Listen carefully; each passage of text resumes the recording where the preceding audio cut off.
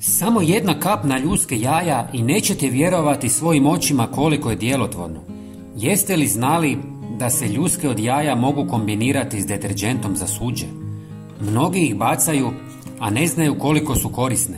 U ovom videu pokazat ću vam kako da ih maksimalno iskoristite. Prvo ćemo usitniti nekoliko ljuskih jaja.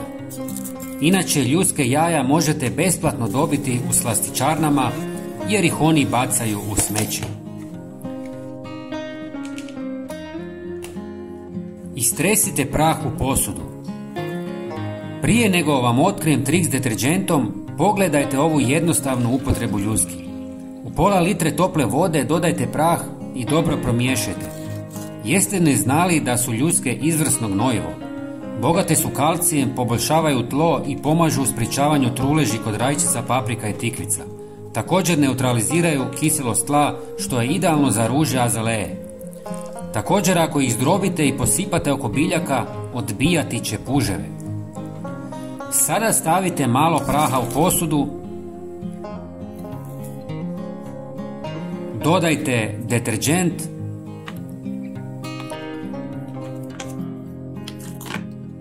malo octa i jednu žlicu soli. Usitnjene ljuske jaja u kombinaciji sa soli, deterđentom i octom stvaraju prirodni abraziv koji učinkovito uklanja tvrdokorne naslage i masnoću.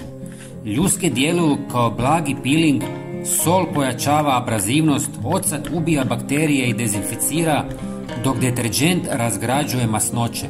Ovo je najbolje sredstvo za čišćenje koje, za razliku od kupovnih, ubija plijesan i bakterije. Napunite bocu i perite sve površine sa tvrdokornim naslagama. No to nije sve. Usitnjene ljuske jaja mogu poslužiti kao prirodni piling za kožu. U kombinaciji s medom ili kokosovim uljem postaju blagi abraziv koji nježno uklanja mrtve stanice i ostavlja kožu glatkom. Ovaj jednostavni piling je prirodan, siguran i pruža osvježavajući osjećaj bez kemikalija. Nadam se da vam je video bio koristan. Podijelite ga s prijateljima. Hvala vam.